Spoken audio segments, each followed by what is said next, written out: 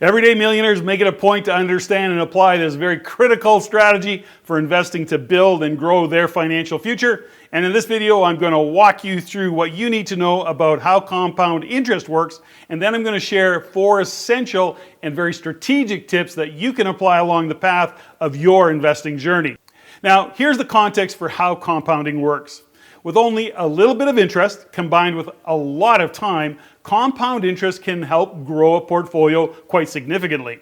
Compound interest is achieved by reinvesting earned interest back into the principal of an investment, and as you reinvest the interest by adding it to your investments, they can grow exponentially over time.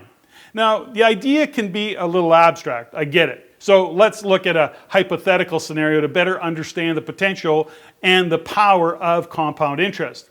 Suppose there are 2 investors who have a starting balance of, let's say, $10,000 each. They both decide to buy the exact same investments on the same date, and they both plan to hold their investments for 30 years. But one investor plans to withdraw the interest at the end of each year, while the other plans to reinvest the interest and let it compound. Now, let's fast forward 30 years to see the difference in potential returns. In this example, let's suppose the investment earned, let's say a rate of 7% per year. The investor withdrawing interest every year would then earn $700 per year, and over 30 years, the earnings would have totaled about $21,000. But let's do some math and see how much of a difference reinvesting the interest could have made. The investor who reinvested the interest would have possibly earned more than $76,000.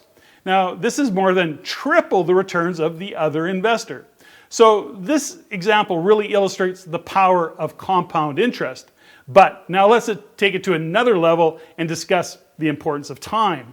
Compounding over a long period of time could potentially lead to even more significant growth of an investment. Let's look at another hypothetical example to understand how important time is to compounding. Suppose 2 investors have portfolios worth $100,000. Each portfolio holds identical investments. Each year, both investors save and invest an additional $10,000, and let's assume that with compounding, again, their portfolios grow at a rate of 7% per year.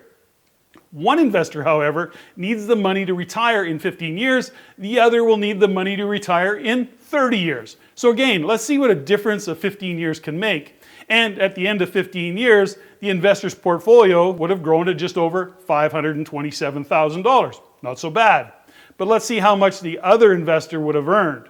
Because when we do the math, it turns out the additional 15 years of compounding would result in his portfolio growing to more than $1.7 million. And that happens to be 3 times the return of the other investor. So now I hope you understand how time can impact growth.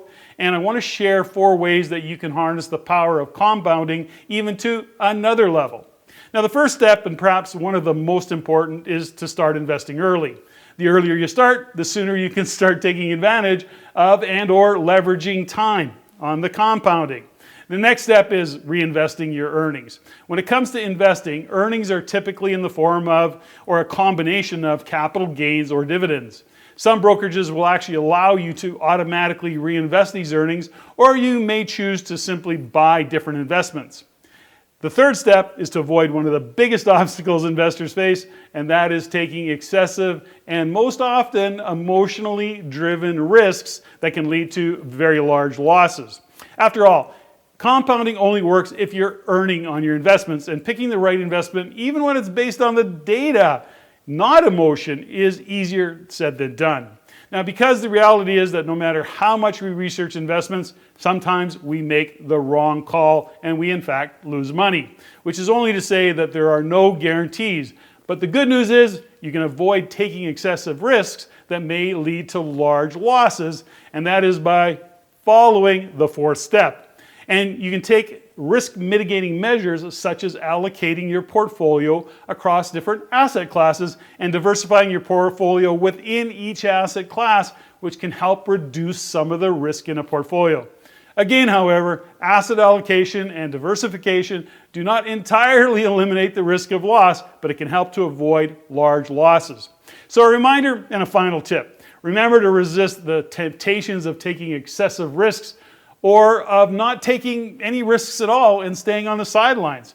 Because when it comes to compound interest, slow and steady has proven to be a highly effective approach in winning the race to building your wealth. If you got some value or entertainment from this video, please like and subscribe. And if you want to learn more about diversification, take a look at the video of how to diversify for 2023.